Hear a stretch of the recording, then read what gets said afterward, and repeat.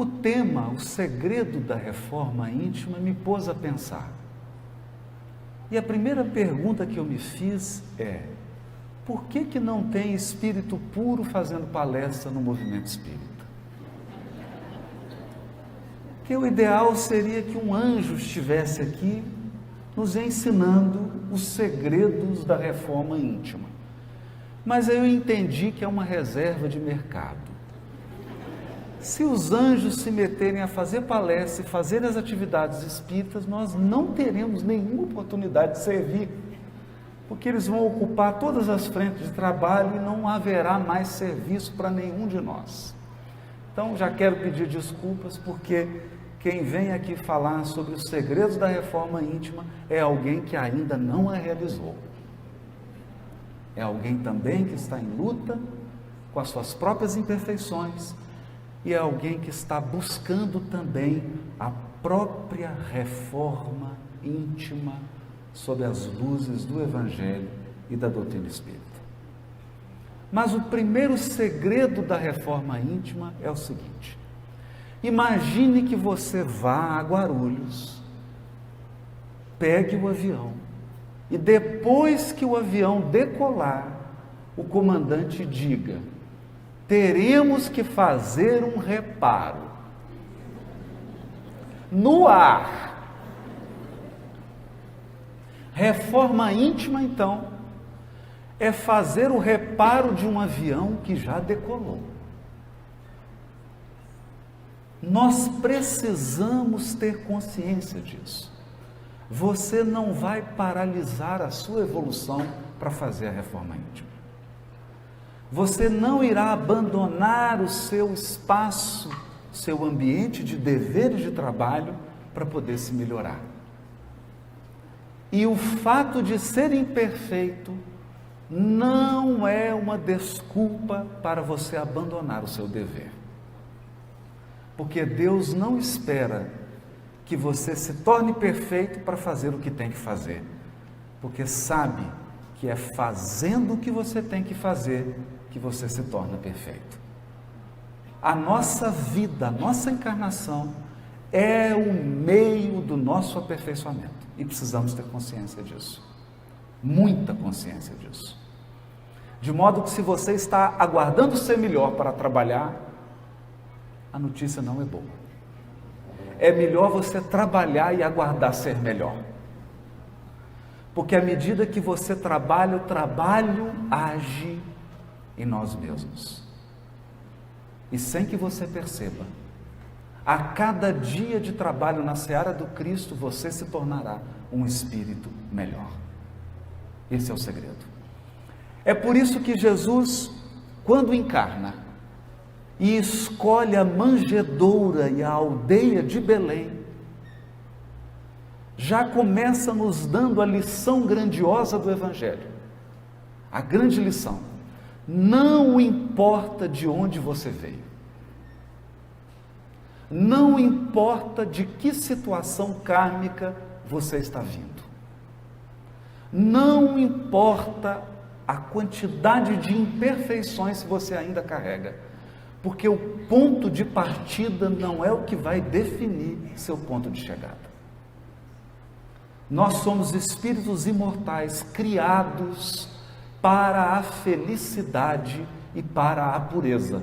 Portanto, o nosso destino é a pureza, é a bem-aventurança espiritual. De modo que, se você começa no mínimo, começa realizando imperfeitamente, você está também partindo da manjedoura. E a manjedoura é ponto de partida para aqueles que adotaram o Evangelho como roteiro espiritual. É preciso alcançar essa compreensão.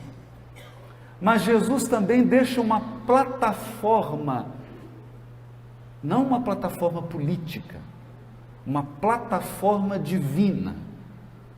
3 orações. Glória a Deus nas alturas, paz na terra, boa vontade para com os seres humanos.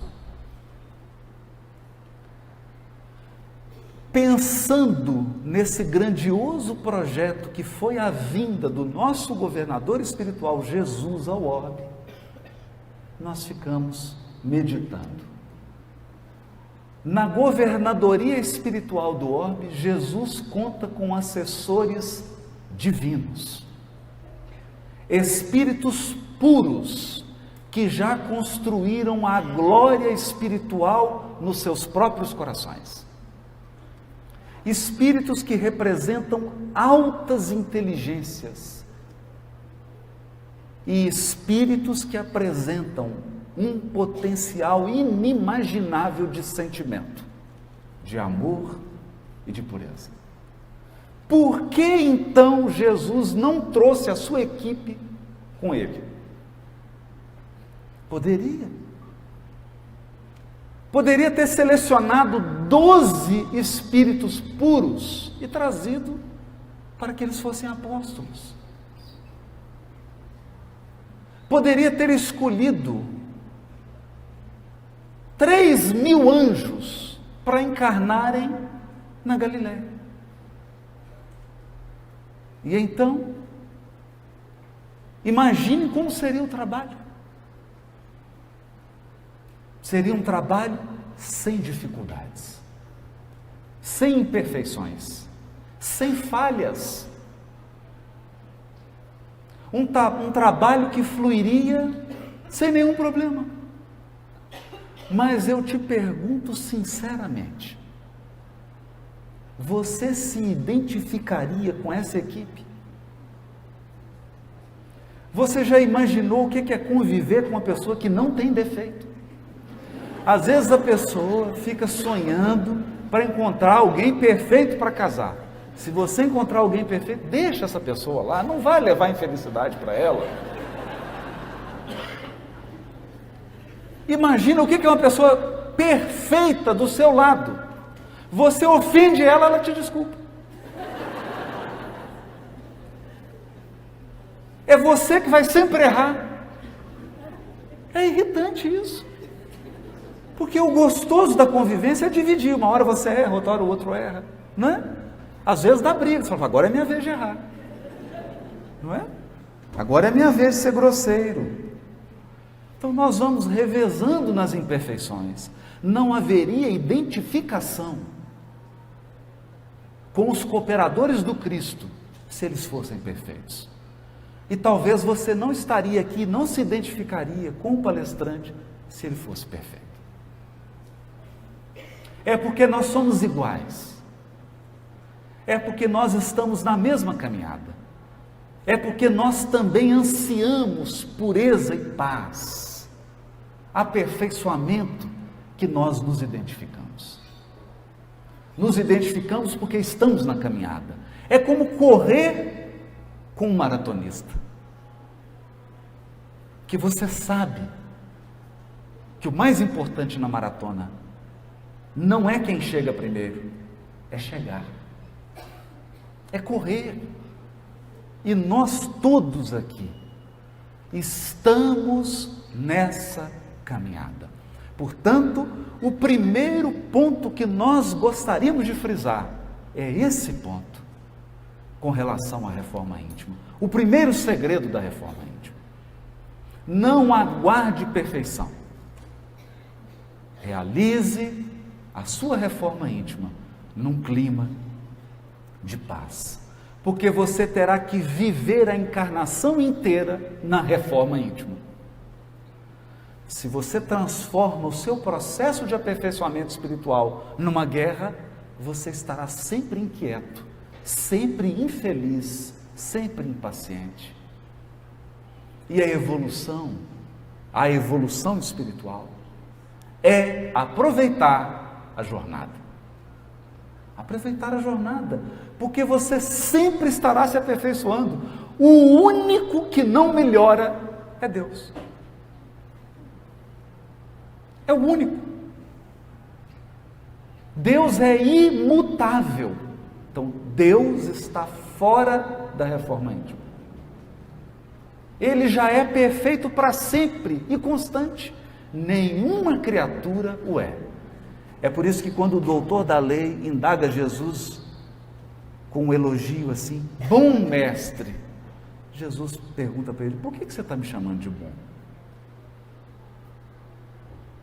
Bom? Só o Pai. Nós estamos no caminho da bondade. E aí então surge a mensagem do Dr. Bezerra de Menezes chamada A Diferença. O Dr. Bezerra de Menezes estava falando para um público no mundo espiritual. E alguém espírita fez uma pergunta ao Dr. Bezerra de Menezes. Dr. Bezerra de Menezes, eu não aguento mais esse movimento espírita. Eu não aguento mais os espíritas. Mas para falar a verdade para o senhor, eu não aguento mais a mim mesmo. Eu já não me aguento mais. Deixa eu explicar para o senhor por quê. Porque eu ainda sou invejoso. Pelo menos ele era sincero, né? Eu ainda tenho maldade dentro de mim. Eu sou ciumento. Sou às vezes nervoso e irritado. Às vezes eu falo mal das pessoas. Às vezes eu prejudico. Portanto, eu não estou preparado para esse trabalho que o Senhor está nos convidando a fazer. Dr. Bezerra de Menezes ouviu com toda atenção e disse para ele assim, meu filho, eu também. Todas essas imperfeições que você está dizendo, que o movimento espírita tem e que você tem, eu também tenho. E aí o encarnado que estava desdobrado arregalou os olhos. Ficou impressionado com aquilo. Mas aí o Dr. Bezerra de Menezes disse, mas há uma diferença. Uma diferença. Aí, qual que é a diferença, Dr. Bezerra de Menezes? A diferença é que antes eu corria na direção de tudo isso. Eu achava bom ser invejoso, achava bom fazer mal para as pessoas, achava bom ser grosseiro. Eu corria na direção dessas imperfeições. Hoje, a diferença é que eu corro dessas imperfeições. Essa é a diferença. Hoje nós já compreendendo que cada imperfeição do espírito lhe traz um gênero de sofrimento. Um gênero de sofrimento. Portanto, pelo número, Kardec chega inclusive a dar esse exemplo, pelo número de imperfeições que você tem, é o número de sofrimento que você tem na sua vida. É só fazer a conta. Todas as imperfeições trazem um tipo de sofrimento. É que às vezes nós não temos o olhar para identificar o sofrimento que a imperfeição traz. Por exemplo, é muito difícil ser nervoso. É difícil. Não é fácil. Outro dia eu dirigia no trânsito, porque o trânsito de Belo Horizonte é muito calmo. É igual ao de São Paulo. Só que lá em Belo Horizonte eles são mais nervosos.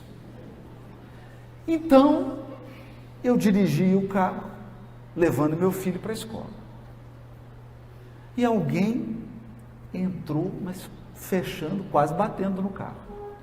Então, naquele momento, veio à tona meu passado espiritual.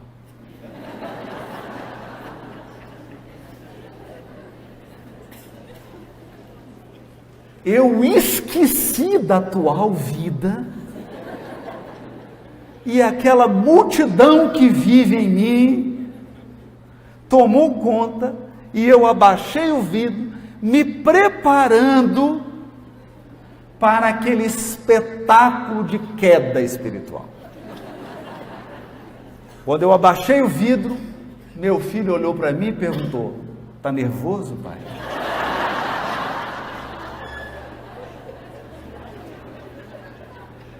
E aí eu olhei para ele, pensei no que ia dizer e só balancei a cabeça. Sabe o que ele disse? É bom ter um fiscal em casa. Ele olhou para mim e disse assim: "E se ele for alguém que vai nas suas palestras?"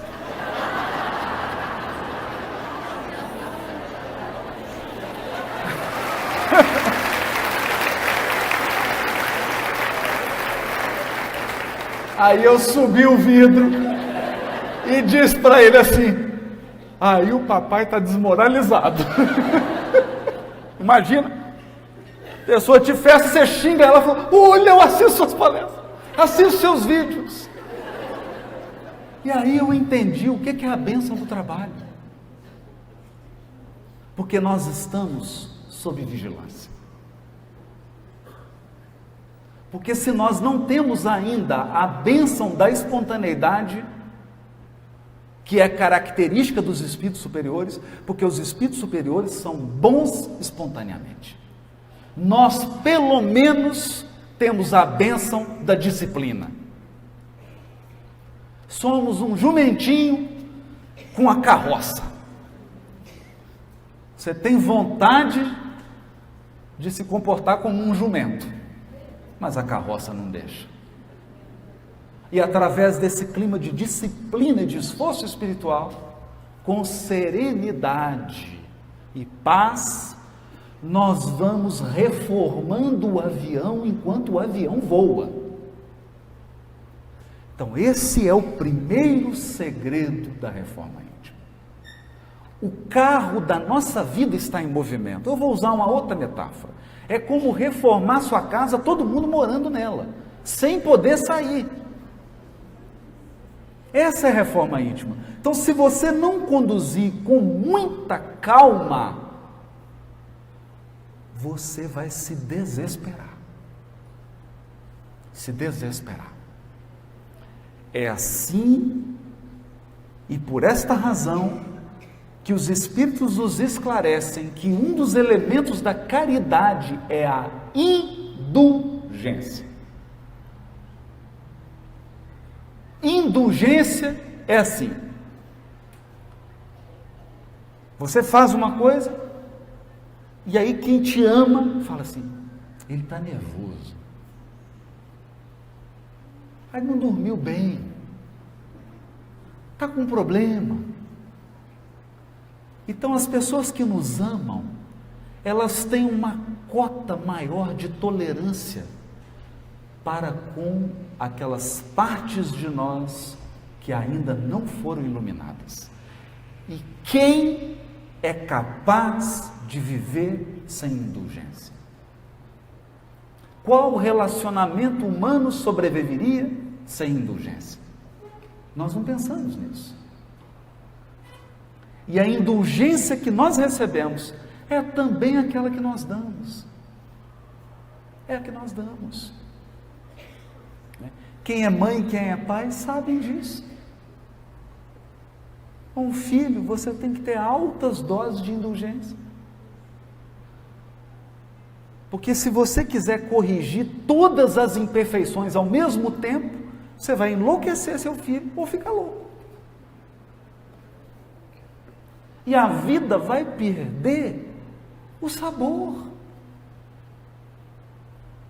Vai perder o sentido. Há de ter felicidade também na jornada. Na jornada. É por isso que o Chico dizia, com toda simplicidade e com seu jeitinho de interior, ele falava assim: eu me sinto como um verme, como uma lesma que rasteja. Aí fala: nossa, coitadinho. Mas olha como é que ele completa: uma lesma que rasteja sempre para frente. sempre para frente. Porque quantos de nós está rastejando em círculo? Então, o importante é que o progresso, ainda que pequeno, seja constante e para melhor. Para melhor. É assim então. E quando nós nos voltamos para a história da vida dos cooperadores do Cristo, a história real, nós vamos entender Jesus ter escolhido Simão Pedro para ser o líder do colégio apostólico. Simão Pedro, primeiro, um ancião em uma sociedade patriarcal. Então, Simão Pedro era machista. Nós precisamos entender isso. Por exemplo, ele não aceitou Maria Madalena, depois que ela se converteu, trabalhar com eles na casa do caminho.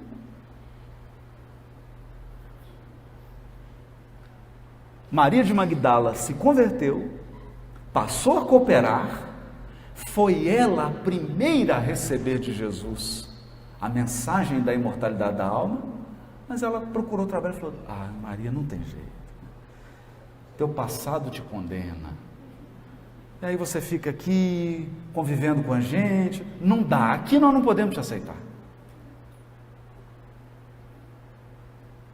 Não teve jeito,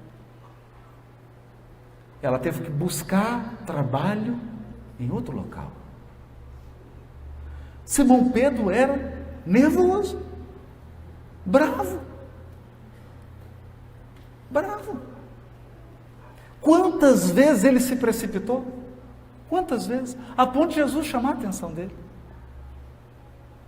Muitas vezes. Quantas vezes ele, porque nós falamos do caso especial de Simão Pedro, porque Simão Pedro era o seguinte: ele acordava, ia tomar café, Jesus estava com ele, do lado, tomando café com ele. E pescador toma café cedo, vocês sabem disso. Ele ia para o barco pescar, Jesus estava na beira do lago. Ia almoçar, Jesus estava almoçando com ele. Jesus dormia na casa dele. Isso durante 3 anos. E no entanto, ele teve dúvidas no momento em que Jesus caminhava sobre o lago. Teve dúvida. Titubeou. E no momento mais importante, ele, todo corajoso, porque ele era também impulsivo e impetuoso, ele disse: mestre, eu jamais vou te trair, né? Jamais. Aí Jesus olhou e falou: Simão, o dia não vai nem amanhecer, você vai me negar, não é uma, não, são 3 vezes.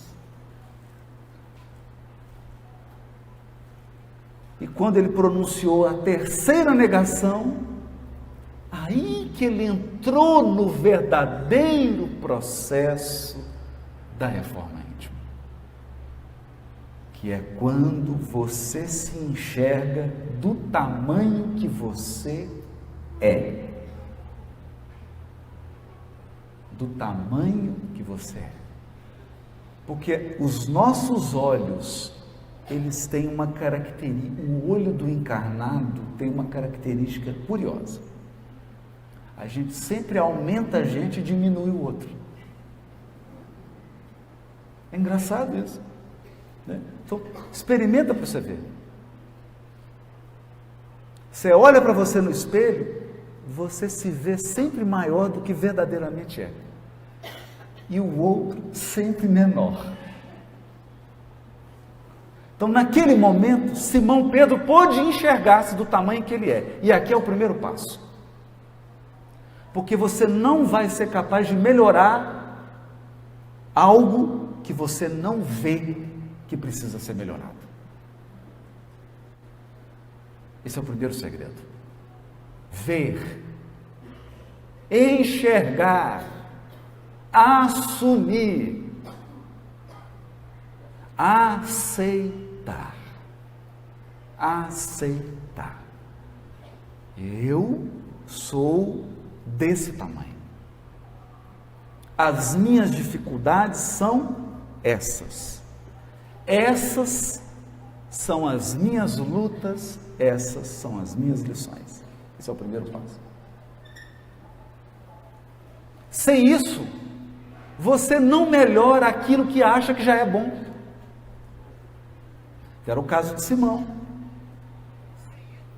Mas o mais importante é que a escolha de Jesus nunca se baseou no fato de Simão ter ou não ter imperfeições. Jesus sabia que ele tinha imperfeições e mesmo assim o elegeu para ser o líder dos apóstolos e elegeu antes de Simão ter negado, sabendo que ele iria negar. Aqui então vem o segundo ponto que nós precisamos entender. Nós precisamos entender isso aqui. Eu vou agora pedir para as mães aqui pensarem em algo. Quando seu filho ou a sua filhinha não sabiam andar ainda, você amava menos do que hoje?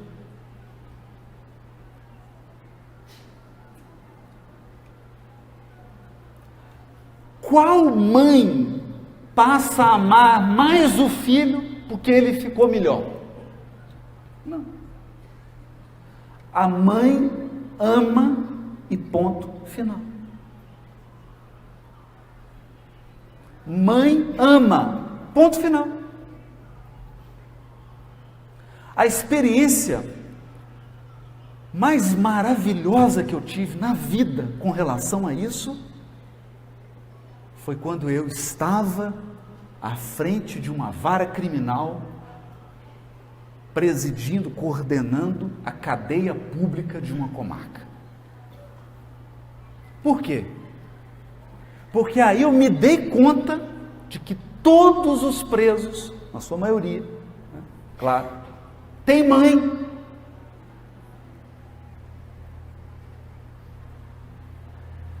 Então você sentenciava, prendia, chegava a mãe. Chegava a mãe. E aí eu pude testemunhar o que é realmente o amor. O amor.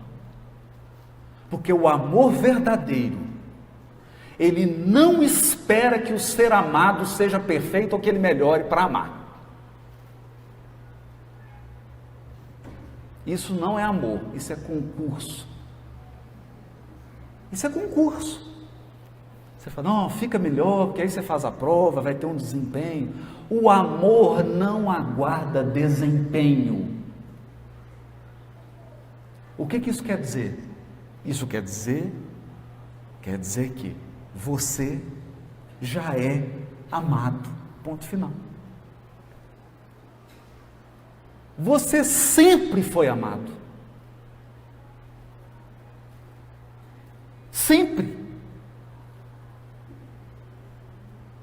E não há nenhuma tolice, não há nenhuma estupidez, não há nenhuma maldade, nenhuma crueldade que você vai ser capaz de fazer que vai diminuir 1 centímetro no amor que Deus tem por você. Então, não perca seu tempo de provocar Deus.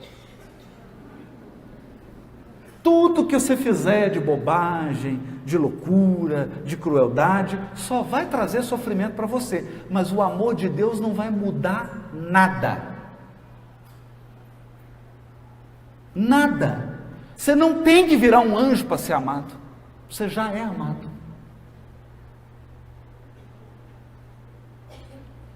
Nós não conseguimos entender isso. Por quê? Porque o nosso amor é ainda um amor comerciante. O que é o amor comerciante? Você chega assim, fulano, eu te dou 2 quilos de amor, você me dá 2,1 kg. Não é assim?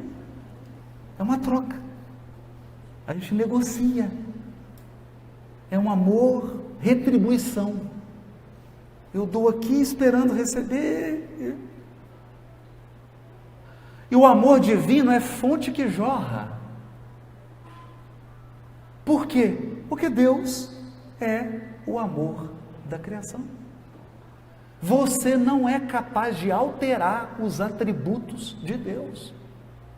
Deus não se altera por causa de você. Ele é perfeição e amor supremo. Não importa você, o nível de evolução que você está, os equívocos que você está cometendo. Portanto, uma cena que me surpreendeu profundamente, ao longo de todo o livro, essa é uma tônica do livro Nosso Lar, de André Luiz, psicografado por Francisco Cândido Xavier, que é a tônica da intercessão por amor. Porque muitos de nós aqui está encarnado por causa do cheque especial. Cheque especial. Você está encarnado, você está vivendo a situação que você está vivendo, você tem os recursos, as oportunidades que tem, porque alguém assinou a nota promissória. Muitos de nós aqui estão assim. Muitos de nós. Intercessão. Então, uma cena que me chamou bastante atenção é que André Luiz vivia numa cidade do interior. O pai era um fazendeiro muito rico, muito bem sucedido. Em uma sociedade, salvo engano, era interior de São Paulo, Minas Gerais, ali, o pai vivia numa sociedade patriarcal. Então, a esposa era do lar, ele poderoso, bem-sucedido, um filho fazendo medicina no Rio de Janeiro, e o pai tinha 2 amantes. 2. E a mãe ali, dedicada ao lar, dedicada à família, dedicada ao filho, cumprindo os deveres que Deus colocou nas mãos dela. Porque o compromisso dela não era com o pai de André Luiz, nem com André Luiz. O compromisso dela era com Deus. Ela desempenhou. Resultado. O filho estudioso, doutor, estudou no Rio de Janeiro, vai para um Umbral, fica 8 anos. O pai, com as 2 amantes, vai para um lugarzinho um pouquinho menos estrela do que o Umbral, mais baixo um pouquinho, com as 2 amantes, claro. E a mãe? A mãe vai para uma colônia superior ao nosso lar. E aí a gente fica superior ao nosso lar. Para André Luiz visitar essa colônia, ele teve que dormir, no mundo espiritual, ele teve que dormir, deixar o perispírito em nosso lar, para ir para a colônia.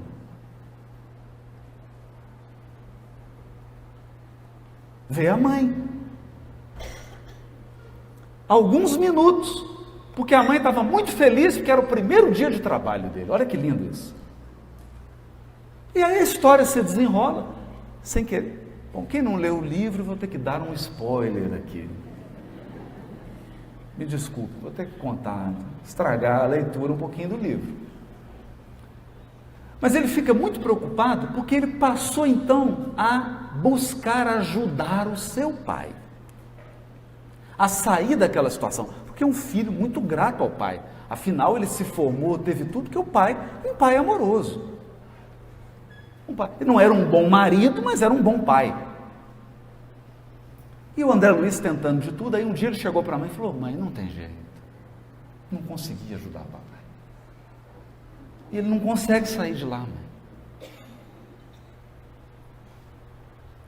Interessante isso, né?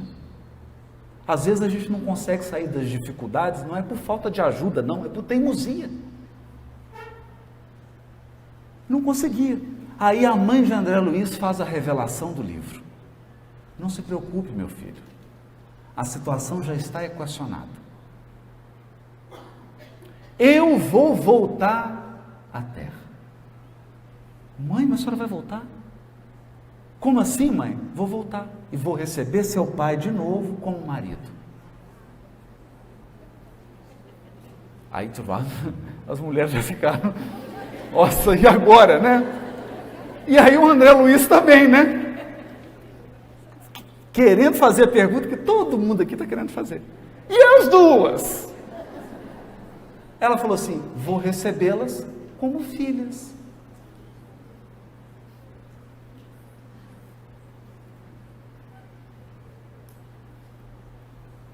O André Luiz ficou olhando para aquilo. E aí nós entendemos os mecanismos de amor da justiça divina. Querem ver? Querem ver? Ele vai casar, o pai de André Luiz, já deve estar aí encarnado já. Né? Se não é, que já está até mais velho, né? Pode estar aí, em algum lugar aí do Brasil. Duas filhas lindas, que ele só ensinou coisa errada. E quando elas chegarem na adolescência? Esse pai vai ficar calvo. O cabelo vai embranquecer todo.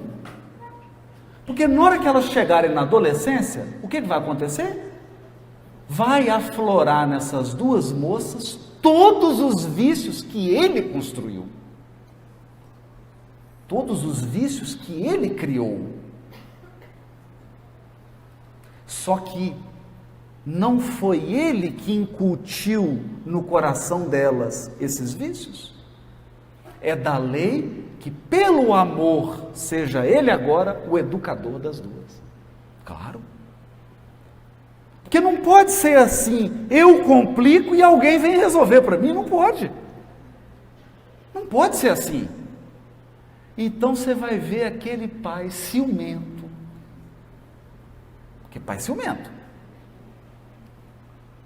Imagina o casamento dessas duas.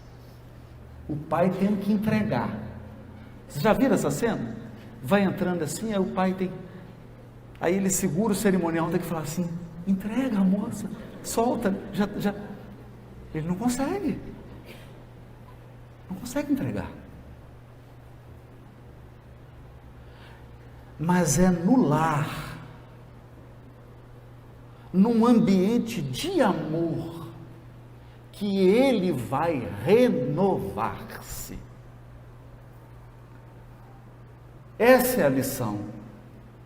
Essa é a lição. A transformação dele e das duas que virão como filha dele se dará no ambiente sagrado e amoroso de um lar. É por isso que nós precisamos ter um olhar especial para os lugares onde Deus nos colocou. E nem sempre nós temos. Eu me recordo que quando iniciei a carreira, já contei isso, cheguei numa cidadezinha, a cidade é boa, o difícil era morar lá. Para mim, né? Então eu cheguei muito... Para falar a verdade, né, vocês não contem para ninguém.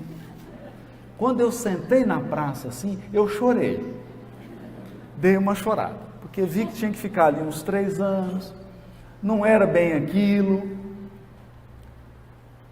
Mas acontece que eu era juiz da infância, e no dia seguinte eu fui chamado por uma freira que dirigia uma instituição que era um abrigo de meninas em situação de risco. Quando a família está desestruturada, meninas que às vezes não tinham pai, não tinham mãe, e aí aquela instituição, uma instituição católica, muito boa, acolhia aquelas meninas. Então a freira me chamou, né? Me chamou lá, que queria apresentar a instituição, queria conversar sobre os problemas.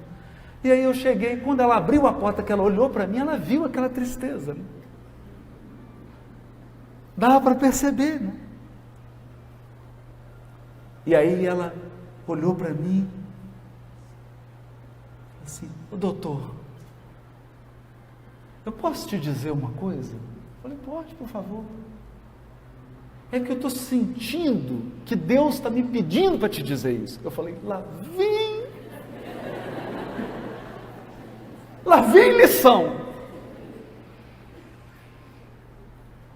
A gente precisa aprender a florescer onde Deus nos plantou.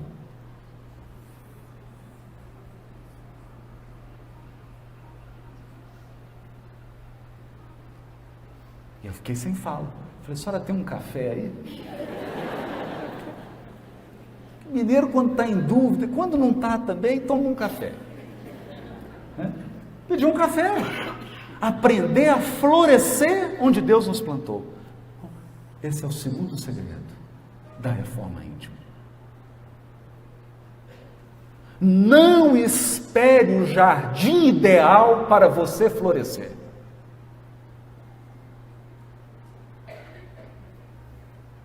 Floresça antes. Você floresce onde Deus te plantou. Por quê? Não é para você ficar vaidoso, não. Mas talvez, onde você está, seja a última esperança de Deus. Talvez você seja a última esperança do Criador, onde você está.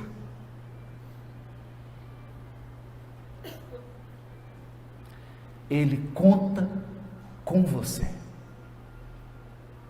E é através de você que virá a renovação. Nós vamos entender isso. Precisamos compreender esses mecanismos da vida. E é ali cooperando, onde você não acha que é o melhor. Fala, mas logo aqui, meu Deus, só me põe logo aqui, nessa situação. Eu me recordo que quando cheguei na mocidade, eu trabalhava, há 35 anos atrás. Aí participei de campanha do Quilo, passe, tudo quanto é, coordenei mocidade, tudo quanto é tarefa. Todas as tarefas que existem numa casa espírita, eu participei. E o pessoal dava uma, e eu dizia assim, ó, gente, pelo amor de Deus, essa tarefa, eu não gosto. Falar em público.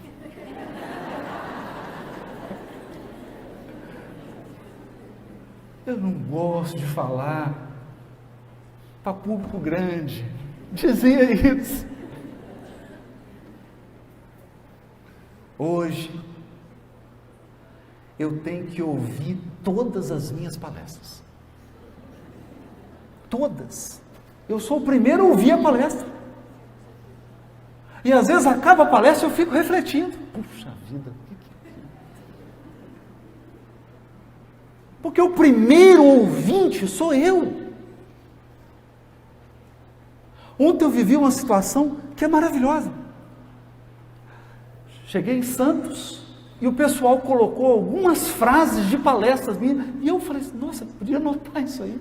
Gente, quase que eu tirei uma foto para gravar.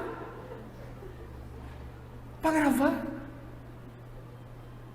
Porque você fala inspirado, depois o Espírito vai embora. Depois você tem que ouvir de novo.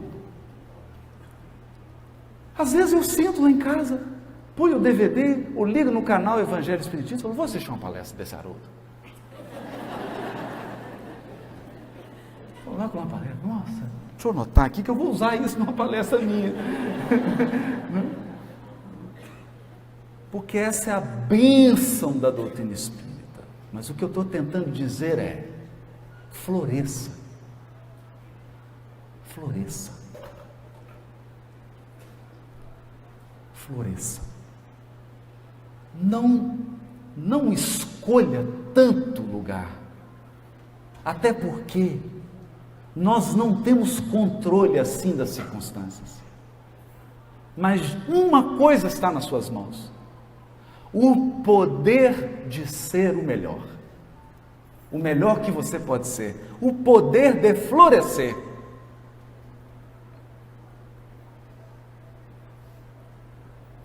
E aí você dará a sua contribuição pessoal, intransferível, única, onde Deus te colocou. Eu não me esqueço disso.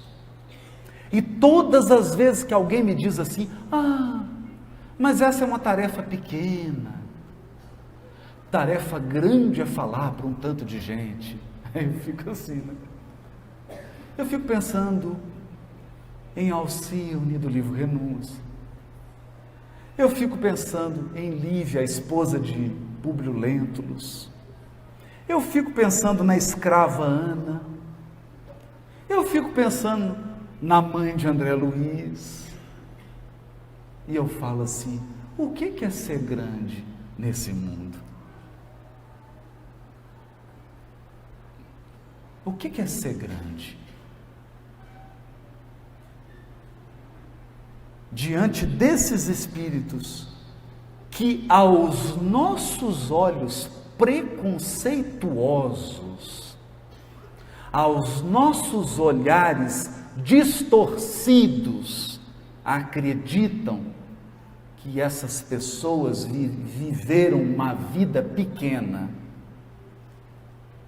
e hoje são elas almas iluminadas. Por quê? Porque floresceram com todo o potencial onde foram plantadas. Onde foram plantadas. Um segredo é, ninguém é fiel no muito se não foi fiel no pouco. Se você não floresceu no pouco, você não vai florescer no muito. E Deus não está preocupado com o tamanho, sabe por quê? Porque nós sempre seremos pequenos para Deus. Sempre seremos pequenos. Você fala assim, não, trabalho grande é um trabalho que tem alcance mundial. Mundial do quê? De um planeta? O que é um planeta para Deus? Nós sempre seremos pequenos para Deus. Mas Deus não está preocupado com tamanho e quantidade, está preocupado com qualidade. Qualidade é a qualidade do seu gesto. Porque a pessoa caridosa, ela é caridosa dentro de casa com 4 pessoas, com 5, com 6, com 2. Ela é caridosa. Não precisa de uma multidão para ela mostrar a caridade dela. Basta um. Nós vamos alcançando isso. Agora, eu queria falar aqui de umas armadilhas da reforma íntima. De umas armadilhas. Já falamos aqui de alguns passos. Humildade, reconhecer a imperfeição, fazer a reforma íntima com paz, com tranquilidade, porque você está reformando um avião que está voando. O avião não vai parar e pousar para você reformar. Não é assim que funciona. A gente reforma enquanto vive, a gente vive e se melhora, A gente trabalha e fica melhor. Você não fica melhor para depois trabalhar. Não é assim. De jeito nenhum. Mas aqui tem uns segredos que nós precisamos ficar atentos. O foco da nossa reforma íntima deve ser 3.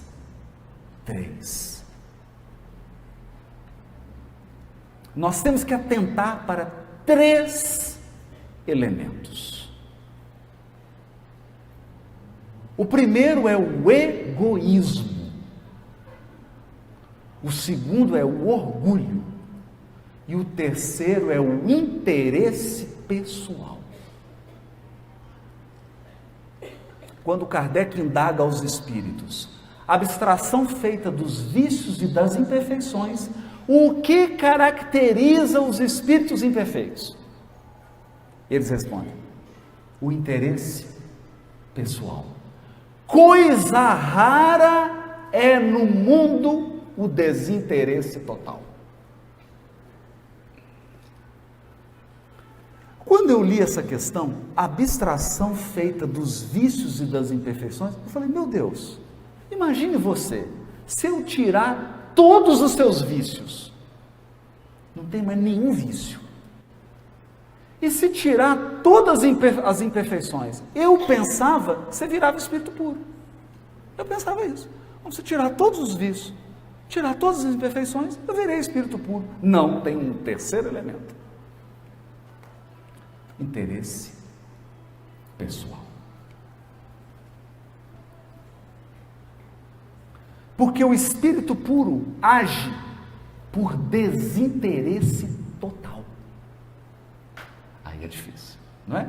Aí é difícil. Por quê? Porque nós sempre estamos buscando a preservação e a reserva do nosso interesse pessoal.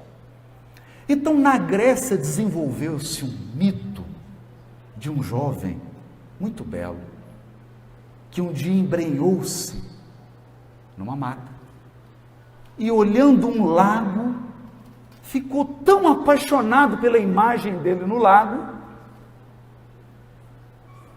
que ele acabou caindo no lago para buscar essa imagem, e morreu, e brotou naquele lago uma planta que leva o seu nome, Narciso. Então, Narciso era alguém encantado com a sua própria imagem. Alguém apaixonado pela própria imagem. E Emmanuel comenta no livro Fonte Viva, no capítulo 101, uma mensagem curiosa, que eu gostaria de trazer aqui para a nossa reflexão sobre reforma íntima. Essa mensagem se chama A Cortina do Eu. A cortina do eu. O nosso eu, o nosso ego, é uma cortina que impede a nossa visão da vida. O que significa isso? Nós somos apaixonados por nós mesmos. Tão apaixonados que a gente só enxerga a gente. Nós ainda não enxergamos o outro e não enxergamos a vida. Por quê? Por causa de uma cortina.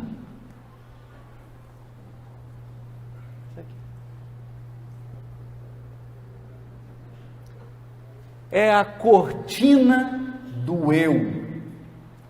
E Emmanuel diz assim: em verdade, ele dita essa mensagem comentando o versículo 21 do capítulo 2 da carta de Filipenses. Na carta de Filipenses, Paulo de Tarso escreve: pois procuram atender os seus próprios interesses e não os interesses de Jesus Cristo.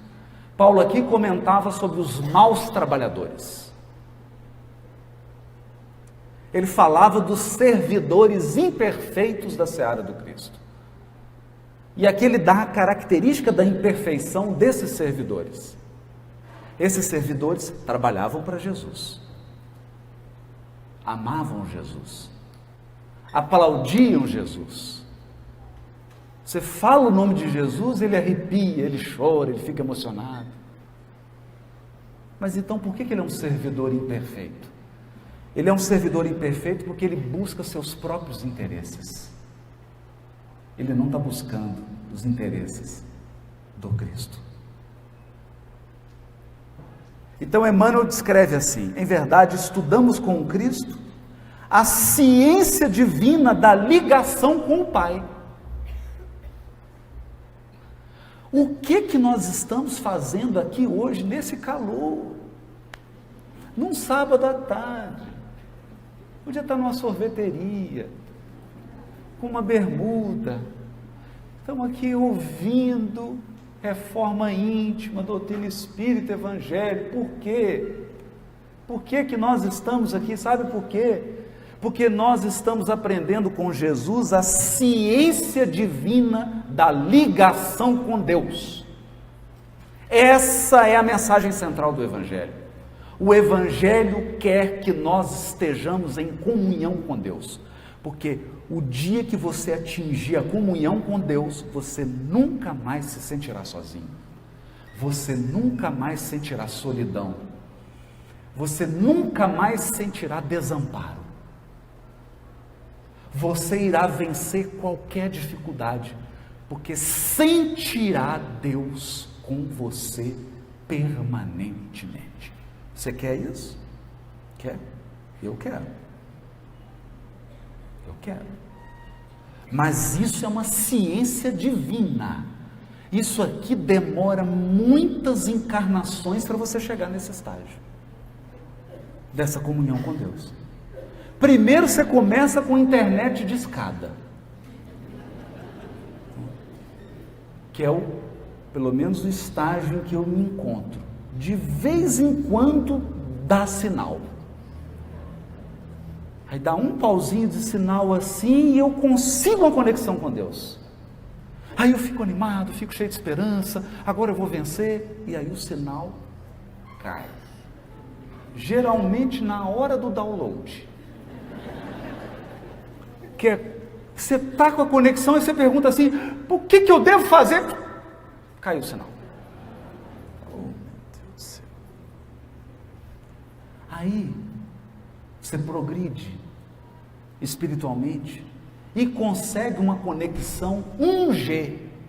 Não é 1G não, é 1G. Já é uma conexão um pouquinho melhor. E aí você se aperfeiçoa, reencarna, sofre, luta, trabalha, e agora você tem uma conexão 2G. Boa demais. Você está passando ali e você consegue sentir a presença divina, consegue sentir o amparo, você sente a intuição, é por aqui que eu tenho que ir, e aí você se aperfeiçoa, e aí começa a participar do nível dos espíritos superiores, que é uma conexão 3G. Conexão 3G é uma beleza, gente. Você faz download, assiste vídeo no YouTube, vídeo longo. São aqueles espíritos que conseguem permanecer conectados por muito tempo. Por muito tempo. E eles emanam uma paz, uma certeza de que Deus está no comando. De que Deus está no comando. Então, eles progridem mais ainda. Aí vem a internet 4G. 5, 6. E de vez em quando aparecem uns espíritos que parece que tem uma antena só para eles. É conexão direta, sem queda. Baixa um DVD em meio segundo. Conexão. Mas é isso que nós estamos aprendendo. Nós estamos aqui num curso para melhorar nossa banda de internet. Nossa conexão. Conexão com Deus. Aí ele diz assim: por trás da cortina do eu, conservamos lamentável cegueira diante da vida.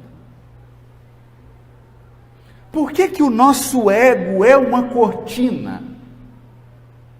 E esse é o grande desafio da reforma íntima. Sabe por quê? Porque eu olho para todo mundo me procurando. Deixa eu ver se tem alguém parecido comigo. Ah, esse aqui fulano tem esse gosto. Ele torce para o mesmo time que o meu. Não, aquele ali, nossa, aquele fala igual a mim. Ele pensa como eu, entende? Tem o mesmo gosto que eu. Então nós olhamos para as pessoas procurando a gente mesmo.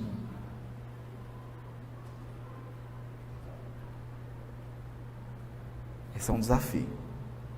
Qual que é o desafio aqui? Não tem problema você procurar alguém que tenha afinidade. Isso é da lei. O problema não é esse. O problema é você desvalorizar quem é diferente de você. Esse é o problema. Porque quando você valoriza quem é diferente, você está dizendo que Deus errou, porque criou alguém diferente de você. Você fala assim, meu, por que que Deus não criou todo mundo igual a mim?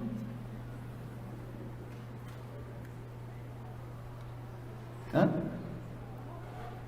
Agora, fala sério. Você já pensou uma São Paulo cheia só de você? Hã? Aí você sai, vou assistir uma palestra, é você que está falando. Você vai na padaria, o atendente é você. Você vai no restaurante, é você que vai servir o prato.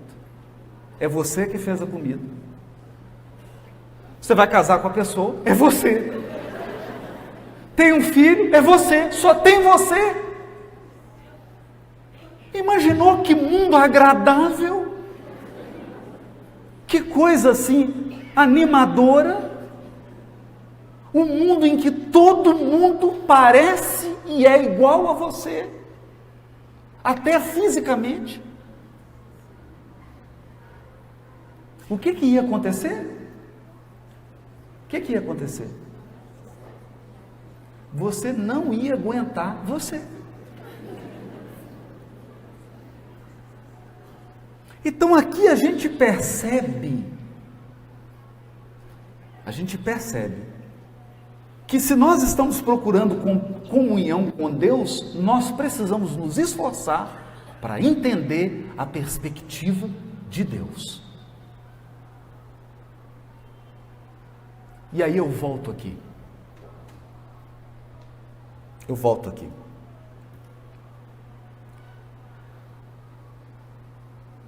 Eu tenho 2 filhos. Agora você vai falar assim, escolhe um. Não escolhe. Não escolhe. Não escolhe. O que pode acontecer de uma mãe, de um pai ter mais afinidade com um do que com o outro, ter mais proximidade com isso é natural. Mas dizer assim, que não gosta daquele porque ele não existe isso. Então a diversidade é um dos atributos de Deus. Toda a obra da criação é rica em diversidade. Diversidade. Então é como se você chegasse e tivesse que escolher assim, imagina uma lei que entrasse em vigor amanhã em São Paulo. Todos os cachorrinhos de São Paulo vão ter que ser de uma raça só. E aí? E se escolher uma raça que não é do seu cachorrinho? Hã? Parece surreal. mas nós nos comportamos diante da vida assim, com essa incapacidade de reconhecer um outro diferente de mim. Por quê? Porque tem uma cortina do eu impedindo a minha visão. Eu não consigo ver por causa da cortina do eu. E Emmanuel prossegue: examinemos imparcialmente as atitudes que nos são peculiares nos próprios serviços do bem. Olha só, ele está dizendo assim, vamos examinar o trabalho no bem, de que somos cooperadores iniciantes, e observamos que mesmo aí, em assuntos de virtude, a nossa porcentagem de capricho individual é invariavelmente enorme. Nós somos servidores, trabalhamos no bem, mas com muito capricho. Capricho são exigências descabidas. São exigências que não são razoáveis. Isso é um capricho. Aí ele dá um exemplo. A antiga lenda de Narciso permanece viva em nossos mínimos gestos, em maior ou menor porção. Em tudo e em toda parte, apaixonamo-nos pela nossa própria imagem. Olha isso. Em tudo e em toda parte. Nós nos apaixonamos. Nossa, mas essa instituição, ela é tão parecida comigo. E aí você se apaixona com aquela instituição. Então a gente sai pelo mundo procurando espelho. Espelho, espelho meu. A cortina do eu. Nos seres mais queridos, agora olha aqui o mecanismo.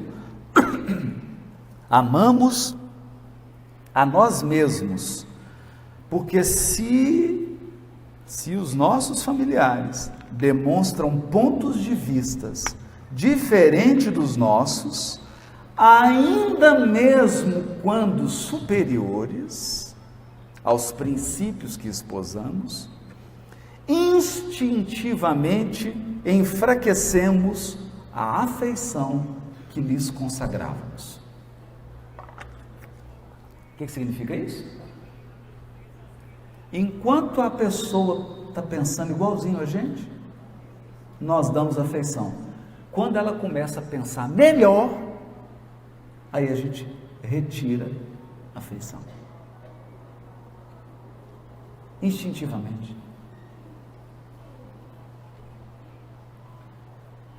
Então, o que significa isso? Significa um fenômeno muito curioso na reforma íntima. Quando você começar a melhorar, algumas pessoas vão passar a te amar menos. E essas pessoas são as mais próximas de você. Por quê? Porque enquanto você era igualzinho a elas, o amor jorrava como uma cachoeira. Aí você melhorou, você não reflete mais a pessoa integralmente, aí ela tira um pouquinho de amor, ela puxa um pouquinho, e a gente faz isso também, mas gente, a pessoa melhorou, por isso mesmo, ela melhorou, deixou de ser igual a mim. Redução da afetividade. É natural isso. Nós temos que estar preparados para isso e nós temos que estar preparados para não fazer isso. Para não fazer isso. A nossa dose de amor deve permanecer constante. Mesmo que o outro mude para pior ou para melhor. Esse é um segredo da reforma íntima. Emmanuel está dizendo aqui. Nas obras do bem a que nos devotamos, estimamos, acima de tudo, os métodos e processos que exteriorizam o nosso modo de ser e de entender. Porquanto, se o serviço evolui ou se aperfeiçoa, olha isso, se o serviço evolui ou se aperfeiçoa, refletindo o pensamento de outras personalidades acima das nossas, aí o que acontece? Operamos, quase sem perceber, a diminuição do nosso interesse para com os trabalhos iniciados. Não é curioso isso? Hoje, a coisa que eu tenho mais medo numa casa espírita é quando ela melhora. Quando uma casa espírita melhora, muita gente sai da casa espírita. Por quê? Porque ela melhorou. E a casa melhorou e ela não reflete mais aquelas personalidades que fundaram a casa, que foram os trabalhadores. Evoluiu, aí a pessoa, ela diminui o interesse. Ela não fala, aí ela passa a frequentar menos. Ela não vai mais nas atividades. Ela não vai dizer isso. Mas quando ela desencarnar, não precisa dizer, porque está no perispírito. Aí os benfeitores perguntam assim, pois é, você deu uma diminuída de interesse lá no trabalho, né? Eu falei, mudou muito, eu sei, meu filho, melhorou muito, né? Nós tiramos o interesse. Como é que é difícil? É uma ciência. E quem enfrenta a reforma íntima vai sofrer isso. Porque reforma íntima não é melhorar? É melhorar. Aí você tem um tanto de gente que está do seu lado aqui, até você melhorar. E quando você melhora, elas não se identificam mais com você. Por quê? Porque você evoluiu. Sem perceber, elas tiram o interesse. Perdem o interesse. Né? Aceitamos a colaboração alheia, mas sentimos dificuldade para oferecer o concurso que nos compete. Agora, essa aqui eu acho ótima. Olha o que o Emmanuel diz. Se nos achamos em posição superior, doamos com alegria uma fortuna ao irmão necessitado que segue conosco em condição de subalternidade, a fim de contemplarmos com volúpia as nossas qualidades nobres no reconhecimento de longo curso a que eles se sentem constrangidos. Então você está numa posição melhor, aí você ajuda, e a pessoa te agradece, 1 ano, 2, 3, 4, 5, 10 anos te agradecendo, e você sente o prazer, por quê? Porque você foi generoso. Mas, raramente, concedemos um sorriso de boa vontade, ao companheiro mais abastado ou mais forte, posto pelos desígnios divinos à nossa frente.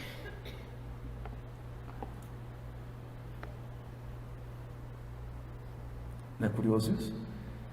Então nós falamos assim, caridade. Vocês já perceberam que toda vez que a gente fala em caridade, a gente sempre imagina ajudando alguém? Caridade, eu doando um agasalho. Você nunca pensa assim, ó, eu não tendo um agasalho e precisando receber. É difícil, né? Você pensa assim, ó, caridade, eu aqui no grupo espírita, atendendo corações que sofrem. Você não pensa, você deprimido entrando na casa espírita e alguém te ouvindo e te aconselhando.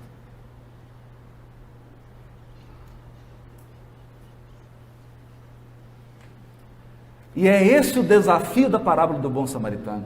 Porque o doutor da lei pergunta: quem que é o próximo? Quem que é o próximo? Jesus faz com que ele, pela imaginação, assuma o lugar daquele homem caído no chão.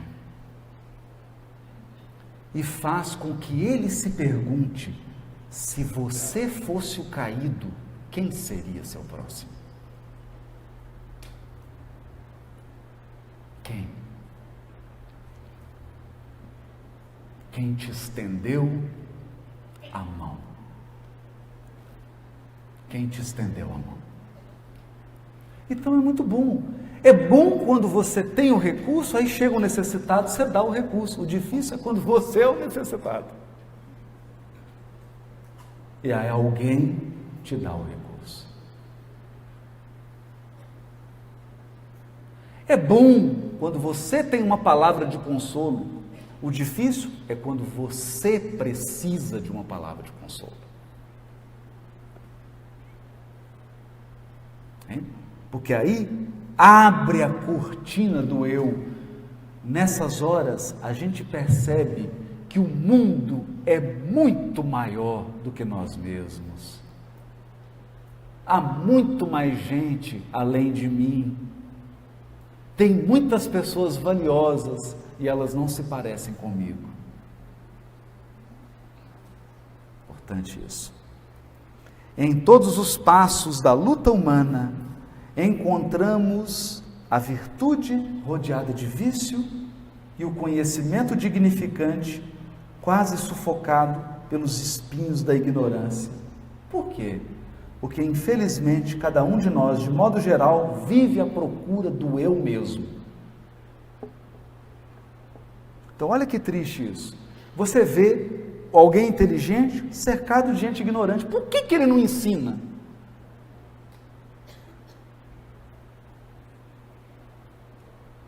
Por que ele não compartilha?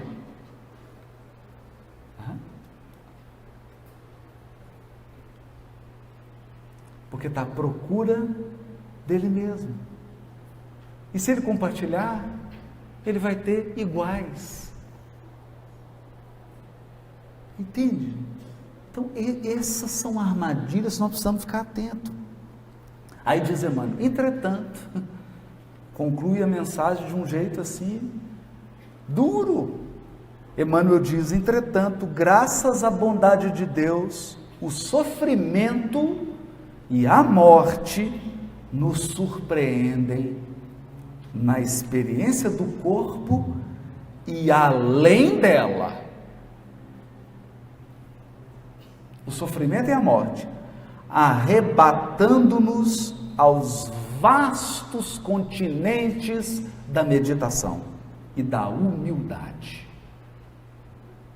em que aprenderemos pouco a pouco a buscar o que pertence a Jesus Cristo em favor de nossa verdadeira felicidade dentro da glória de viver. Glória de viver. Então, a experiência da morte e a experiência da dor, do sofrimento, ela abre a cortina. Abre a cortina. Nós vamos dizer por quê. Emmanuel costuma chamar a desencarnação de mão niveladora da morte. Mão niveladora da morte. Por quê? Porque o primeiro segundo depois de morto, todo mundo é igual.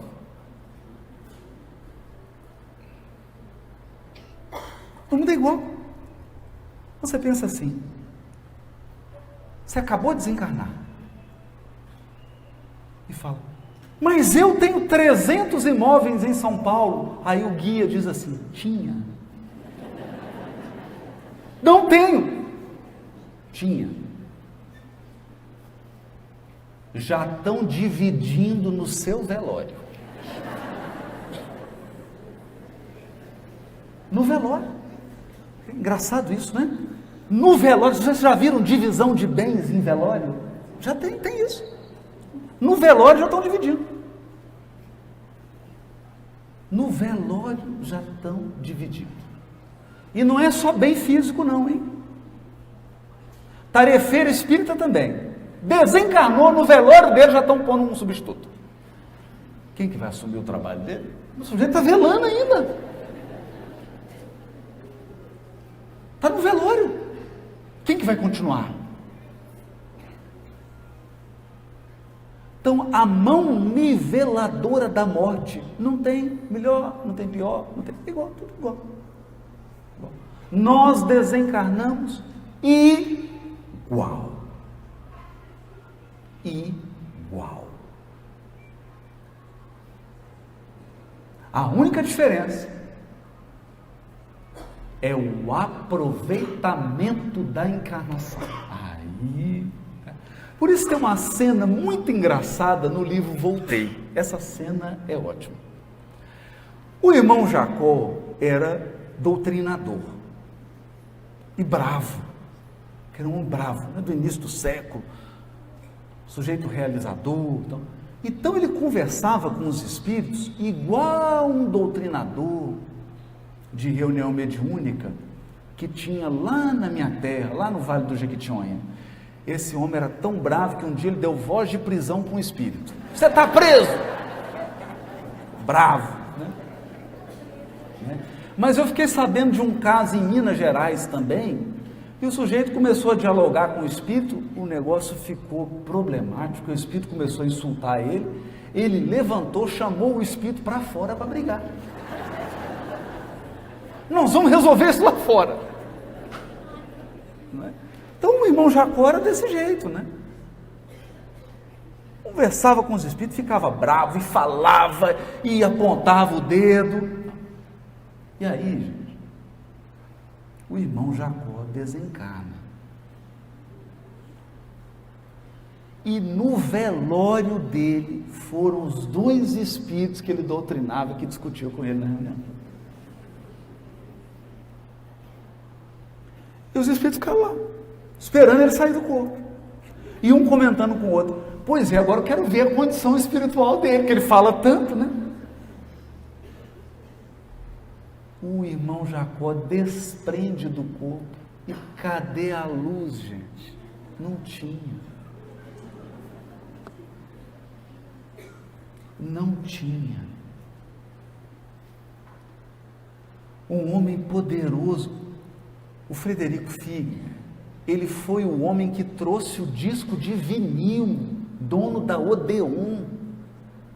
Ele que trouxe o disco de vinil para o Brasil, uma fábrica. Era amigo pessoal de Thomas Edison, diretor da Federação Espírita Brasileira, quer dizer, um homem influente. Então lá os espíritos falam: agora não queremos ver, né? Tirar a prova dos nove.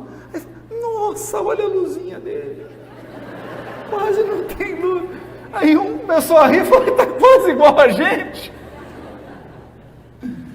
E na hora que o Frederico Figner olha para ele e vê que era aquela luzinha assim de neon, sabe aquela de pulseirinha?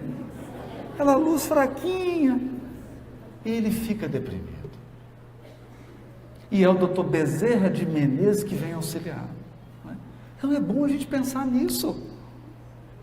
É bom pensar nisso. Muito importante pensarmos nisso.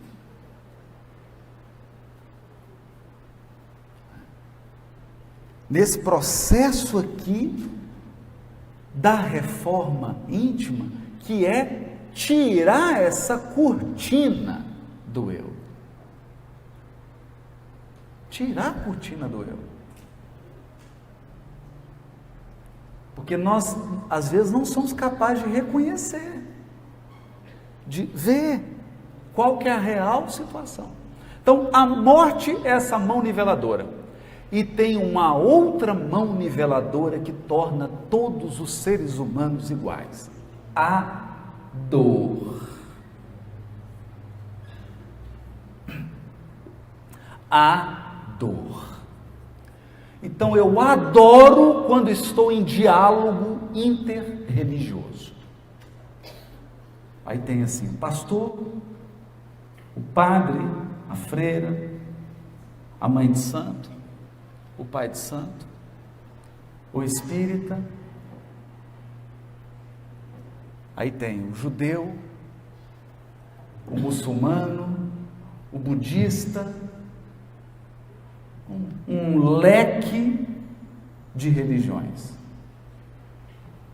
E aí eu gosto sempre de dizer, quando um evangélico enterra um filho, dói mais ou menos do que quando um espírita enterra? Dói igual. Se você é árabe e está no velório da sua mãe, dói a mesma coisa se você é católico, budista, espírita. Nada. A dor, diz o Evangelho segundo o Espiritismo, nos iguala.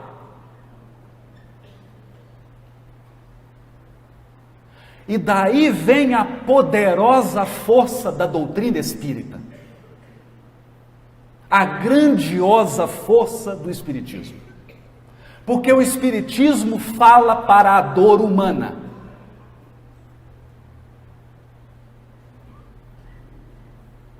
O Espiritismo não está preocupado se você é judeu, muçulmano, evangélico, católico, mãe de santo, pai de santo ou qualquer coisa. Ele fala para a sua dor. E ele diz assim: ninguém morre. Pode amar sem medo. Porque você nunca vai perder quem você ama. Pode amar. Ninguém morre. Mas o Espiritismo diz mais. Ele diz assim: vai passar.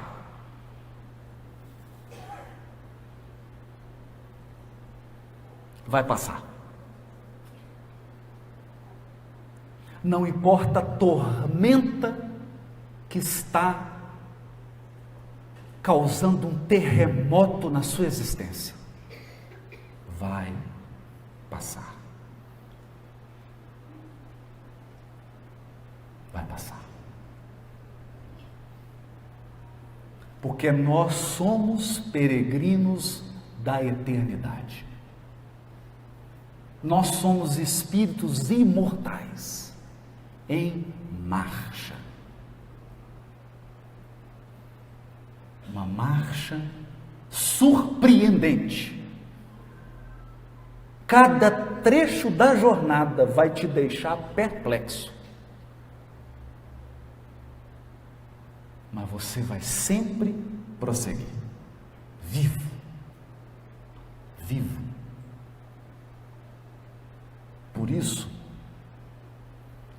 a força com que o Espiritismo fala a todos os corações do planeta Terra, sem querer tirar ninguém da religião dele.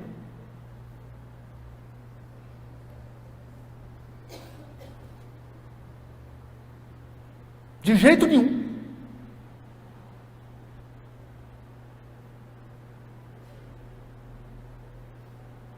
O Espiritismo vem apenas trazer um consolo para cada um no lugar onde Deus plantou. Porque às vezes o indivíduo nasceu para ser budista, ele vai ficar lá, deixa ele lá. O compromisso dele é lá, por que você está querendo tirar ele e trazer para o grupo espírita? Não faz isso, gente. Nós já estamos com tanto problema com os espíritas que a gente já tem. Não é? Mas ele leva a força consoladora. Por isso que ele é o Consolador prometido. Por que que o Espiritismo é o Consolador prometido? Porque ele diz assim: você não morre.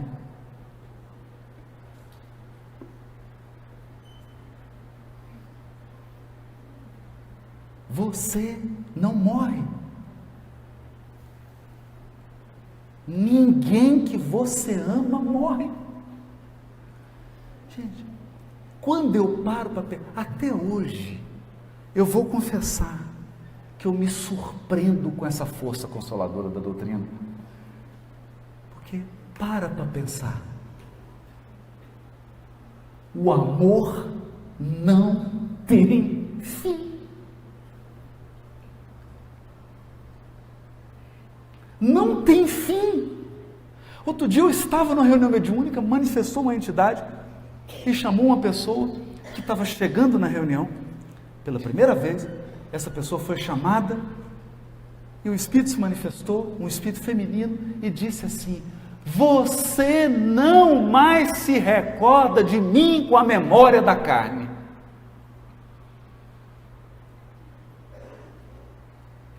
Agora, nesse corpo que você está, você não é capaz de lembrar de mim. Mas eu vim te dizer que eu te amo como uma mãe. E eu te avalizaria quantas vezes fossem necessárias. E eu não me esqueci de você. A pessoa ficou chocada. E aí o Espírito disse assim: olha que coisa linda. O que mais me dói é quando você diz ou pensa que está desamparado, porque eu nunca saí do seu lado.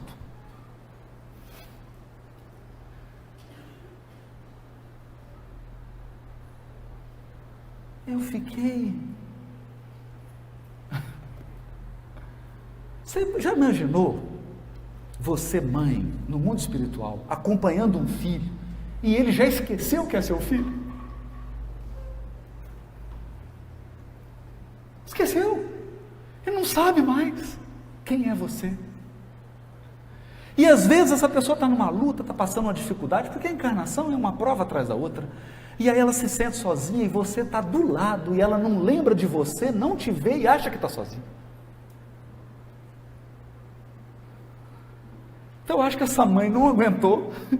Primeiro dia que o sujeito foi na reunião, os espíritos falaram: é para trazer o fulano para cá, traz para a reunião, traz aqui para a mesa. Trouxeram e a mãe fez um desabafo. Para de falar que você está sozinho, eu nunca saí do seu lado, e nenhuma das dificuldades que você passou, eu nunca saí do seu lado. Então desamparado você nunca esteve.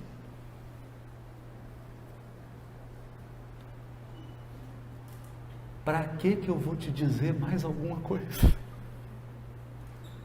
Para quê? O que eu vou te dizer mais? O que eu vou te dizer?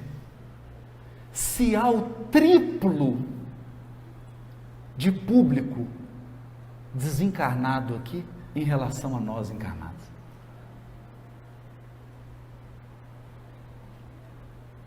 E cada um aqui está aí com os seus amores do mundo espiritual, sorrindo e felizes porque você, num sábado quente à tarde, depois de séculos de erro, agora está sentando para ouvir palestra de espiritismo, de evangelho, de reforma íntima.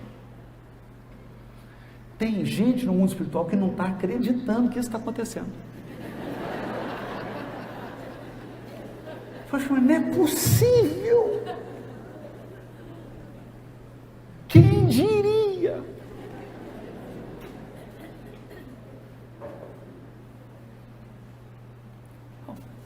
É por isso que o Espiritismo é um consolador prometido da humanidade para todas as crenças, para todas as religiões, para todos os povos, para todas as culturas, para todos os gêneros, para todas as opções sexuais, para todos.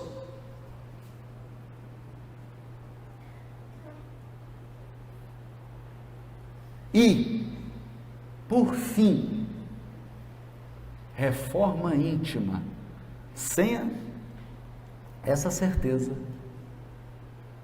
é desespero, não é melhoria. Porque eu me transformo, eu encontro forças para me tornar melhor, sabe por quê? Porque eu sei que vale a pena. Eu sei que vou viver. Eu sei que o amor vai durar. Eu sei que eu vou poder corrigir. Eu sei que eu vou poder reparar quem eu prejudiquei.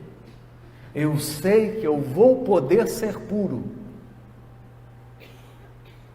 E que eu vou poder brilhar a minha própria luz.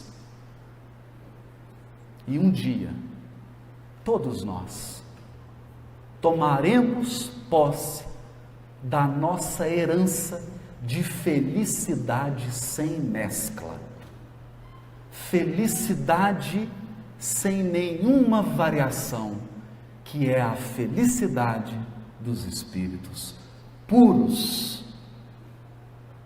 Meus irmãos do coração, até lá,